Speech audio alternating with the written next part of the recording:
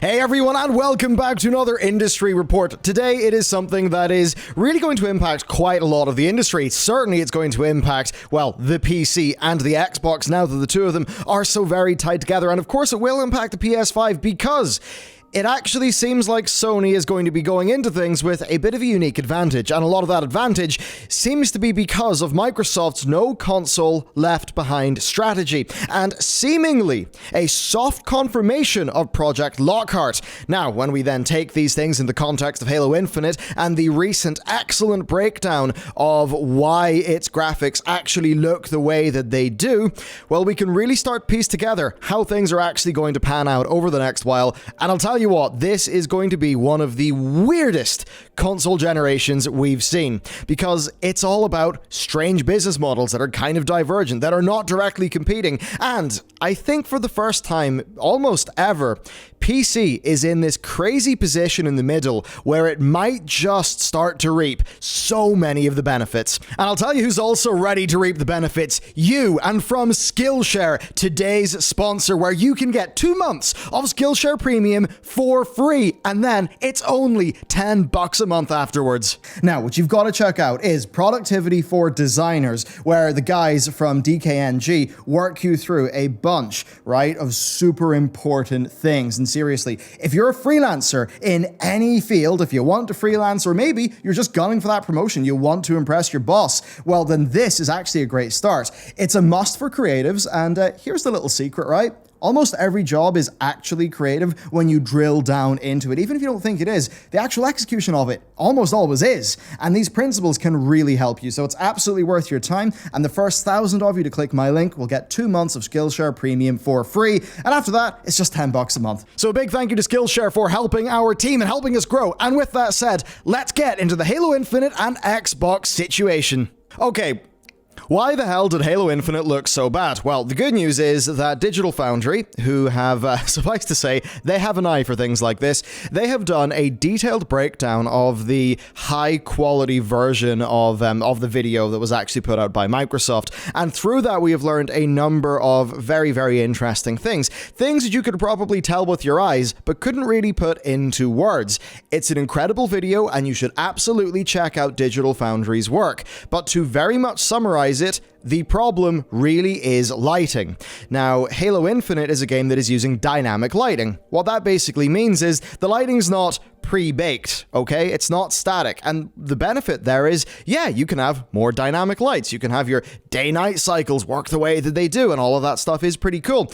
However, well, you kind of do have a bunch more limitations there. As an example, when you're doing entirely static light for a scene, there's a lot more room for the artists to very purposely craft every single little thing. But moreover, when you're doing dynamic lighting, well, you can just have this light source that will be from, you know, just about anywhere, depending on where the sun is. Now, that leaves a whole bunch of areas in shadow. And this is where we get a number of issues, because essentially, right, you're then relying on these areas that are not directly lit by your main light source because they're in shadow. So those are going to be lit through, in this case, probe indirect lighting.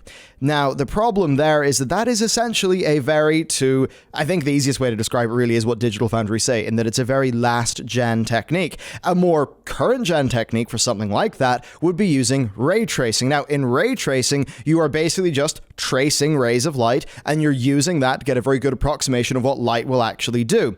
It's very expensive to do at a software level. That's why it's basically always done at a hardware level, where you are running on a machine that has got direct hardware support for ray tracing. The PS5 has that, the Xbox Series S has that, and any of your, like NVIDIA RTX graphics cards will have that. And that basically means they've got like literally bespoke parts of the chip that are designed to do ray tracing maths.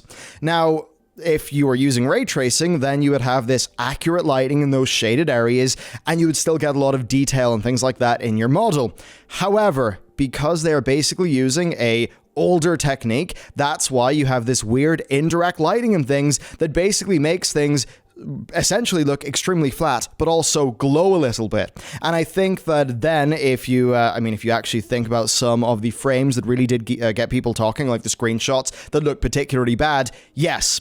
And it's not a situation where the stream was bad quality. No, it's just those effects really do not hold up in a situation where people are expecting, well, what an Xbox Series S is actually capable of. Because ray tracing wise, it should be able to do about the same as a PS5, and in terms of raw horsepower, the Series S actually has a little bit, it's got a few more horses in the tank than the PS5 does, which obviously left people thinking, what the hell is going on here? Why does this game look so bad? And really, it is that thing where the assets in this game are designed for dynamic lighting. So if you actually get nice direct lighting source on those things, and if you're using something like ray tracing, your AR will look great. The facial textures and all that, they'll probably look great too. But it's just that thing where they are lit in this sort of very diffuse, flat feeling way.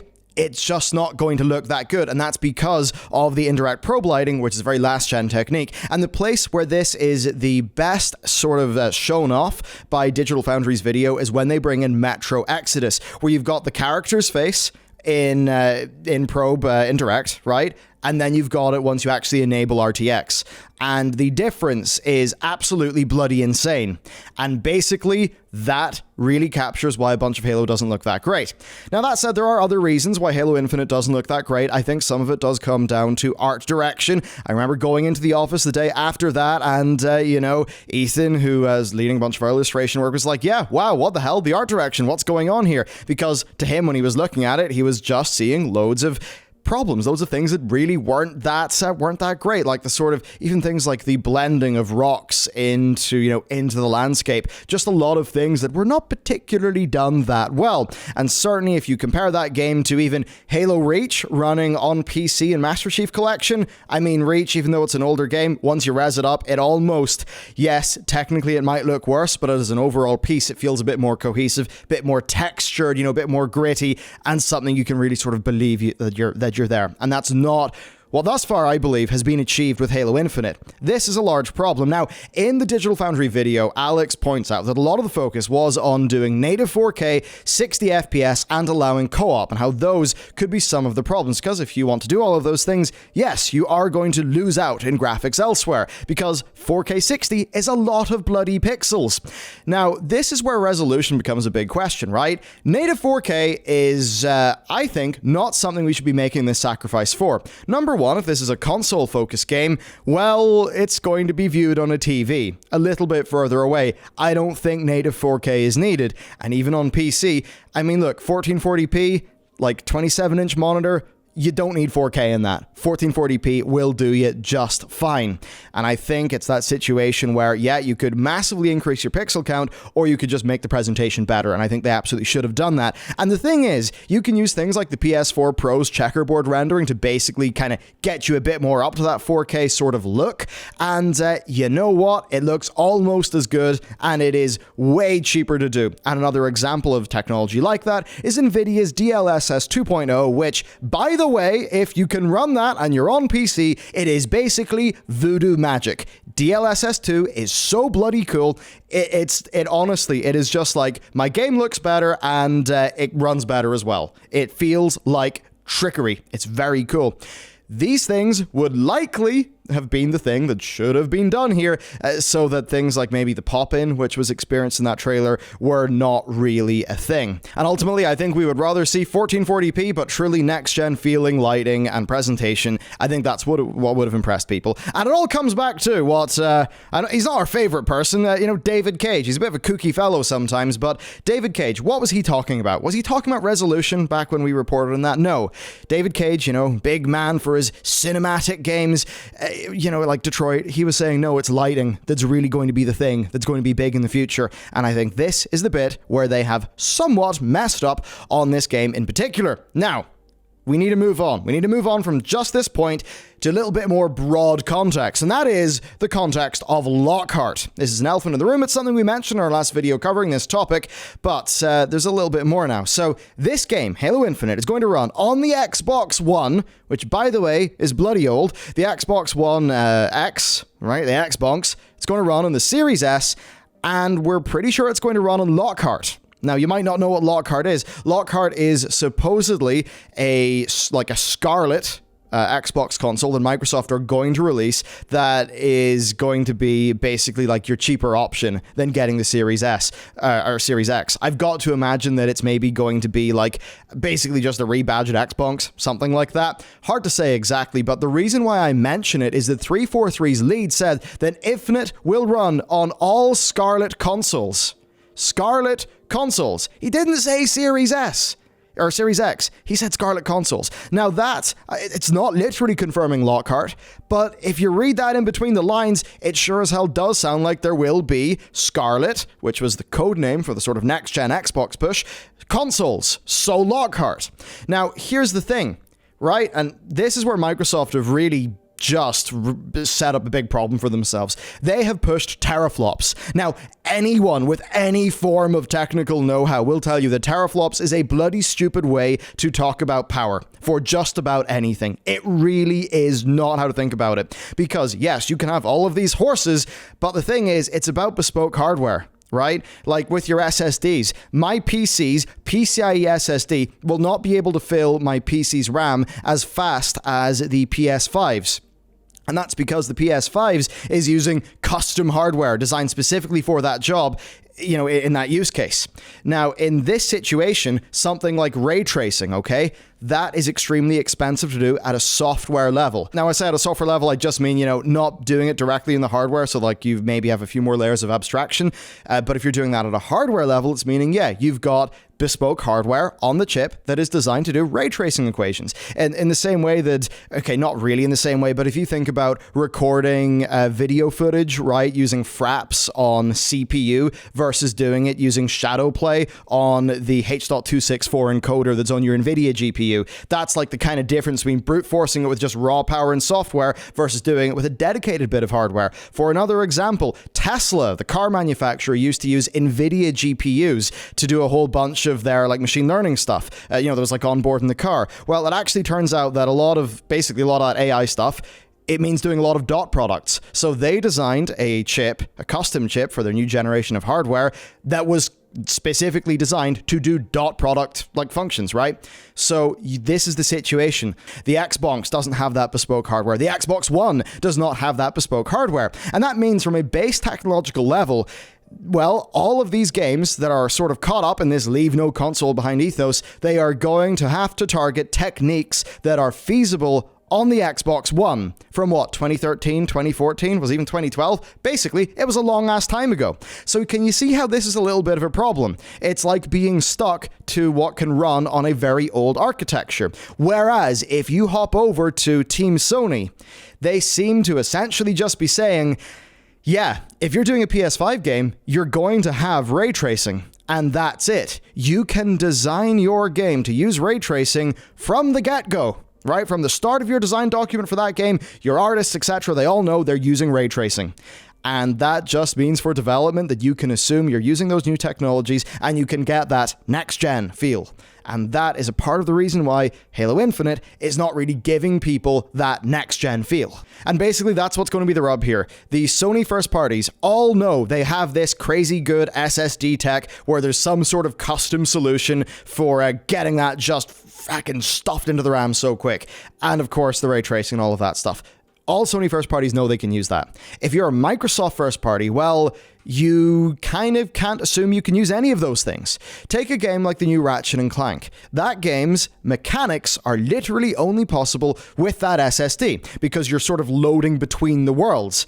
Now, this is a bit of a problem, because if that Ratchet & Clank game was actually happening over in Team Green with the Xbox, well, yeah, maybe on the Xbox Series X, right? Maybe on the Series X, yeah, your Ratchet & Clank game could have its instant teleportation to different worlds, because it's got the crazy SSD tech. What about the Xbox One, the Xbox? What about PC? Because all those games have to work on all PCs as well. Well, in that case, the designers of that game, they can no longer assume that they have access to these super, super quick loading times, and therefore, they're not going to be able to design their game in that way. And the same is going to happen for lighting and any other features that are caught up in this architectural gap that is going to be there at a baseline for the first few years of whatever Team Xbox are doing. And that is going to be something that honestly, that's going to hamstring developers, and I think that is really going to slow the growth initially that Microsoft can have, at least in one respect, because of course Microsoft are really playing that big value game with the likes of Game Pass. Now, there could be a bit of a bright light at the end of the tunnel here, because whenever Avowed and Fable were talked about, I mean, it seemed like those were like 2 years down the line, and it very much seemed to me like that those are maybe not situations where they're going to be running on an Xbox One or an Xbox, in which case, yes, the developers of those games could be assuming the most, latest next-gen tech at a baseline. But at least for this transitionary period, it does seem like Halo Infinite has been hit. Now, that said, you see what you saw with Halo Infinite? If they just had that with ray tracing turned on, it would probably look incredible, because the detail in the textures is just not there because in much part of the lighting. So once that ray tracing patch comes out, the game's probably going to look great. But what I will say is, Microsoft, how the hell did you not show off that game that is supposed to be targeting what it's going to look like on a Series X? Why did you not show that off with ray tracing? And that does leave us at a situation where we kind of just have to assume that development seems behind on Halo Infinite. I mean, hey, the joke here is pretty damn easy, right? Is it called a Halo Infinite because it's big or because the development cycle was infinite? It sometimes seems like the latter here, not to be too sort of pithy about it, but that certainly is a worry. I mean, at one stage, Brad Sams, who is a pretty damn respected Microsoft reporter, he said that multiplayer actually would not launch with the game. Now, that seems insane to most people who know Halo, but the thing is, Brad Sams has generally been pretty on the money. Now, what he said has since been debunked by 343, but I think the fact that he was saying it probably means that that is a rumor that was bandied about the people who are in the know, the sort of Microsoft insiders, and that could suggest the development is a little bit behind. I mean, certainly I'll say this, it seems like an ambitious game, but fundamentally, if ray tracing and all this next-gen tech is the big spicy hotness that is supposed to be your big system seller that makes people excited about the next generation of gaming, and this is your tentpole launch game for your new console, and you don't have those core features, I mean, it does suggest that things are a little bit behind. And it almost does make me wonder, is Halo Infinite going to be the sort of Xbox Game Pass of Halo games? Because, well, think about it. Master Chief Collection drip feeding over a long time seems to have actually worked out really well. So I've got to wonder here, is this going to be a game that's a bit small at launch? More limited multiplayer, more limited campaign, with the intent just being that it kind of is always getting content in this sort of live servicey manner? I have to wonder. I mean, they have said that this will be the last standalone Halo for quite some time, so, and that they would be adding, things and updates, so I have to imagine that is what's going to happen. Now, a little bit of me's slightly worried there about what that means, if it means that they're behind schedule, so they've had to do it like this. And then, of course, there's always for me that bit where, I love Halo 5's multiplayer, but man, they felt like they rebooted what Halo was for Halo 4, and then that didn't really work out too well for them, so they did it again for Halo 5, and then maybe people liked Atriox from Halo Wars 2, so now they're kind of running with that and almost feels like another sort of soft reboot. You know what I mean? If you've been playing those Halo games, the whole timeline and all that business has just felt really a bit weird. But really the core thing for me is this all suggests that it's less about shifting consoles for Microsoft, because if it was about that, then they would have moved absolute heaven and earth to have had their Halo demo actually look good, right? They probably would have. And Microsoft don't need to shift consoles in the way that Sony do, right? If Sony don't sell PS5s, they're kind of screwed, because how are people going to play their games? Well, with Microsoft, you can play on so many different types of hardware. Eventually, you'll be able to stream. You can play them on your PC. It's that thing where, yeah, you could sell somebody a new console at a loss to get them into your walled garden, or maybe they just happen to own a PC and you sell them a monthly subscription for $9.99 or $14.99 or whatever it ends up costing. You can kind of see where Microsoft are going there. So, yeah, this is the type of loss that I think they can most afford to take, but it still is a rough one. Certainly, though, what I find to be interesting is how PC is in the middle here, because the amount of Sony double dipping on PC, I think, is going to be insane, right? Because again, money is made by selling the games. So we got Horizon coming out on PC. We have got Death Stranding coming out on PC. Tsushima is probably going to come out on PC as well. You can be pretty damn sure all of those will sell super well in Steam. And then we've got all the Microsoft games coming over. So in a way, it's like these two are sort of fighting, and us PC people are just kind of sitting there in the middle being like, great. don't need your new console and we can get your best games. Or, of course, we can be in a situation where we've got Game Pass, so we get all that Microsoft stuff super cheap, and then you can just own a PS5 for that experience, which seems like it might be a decent idea to do at this stage. But anyway, yeah, there you go. That is our post-mortem of Halo Infinite, and yes, it did run on for quite a bit of time, but that's actually because it's a lot to talk about. At the end of the day, what is Halo Infinite? Halo Infinite is the tip of the spear of Microsoft's next-gen strategy. So that's something that you don't want to be, well, blunt. And it seems like it's a bit blunt, and bloody hell, the reasons why it seems a bit blunt are themselves interesting and worthy of discussion. So do let me know, what do you think about all of this? Which way are you leaning? You know, if you're maybe a PC gamer who's kind of thinking, you know, am I going to get a console? Which way am I going to lean? Do let me know. Thank you very much for watching today's video. And with that, I will see you next time.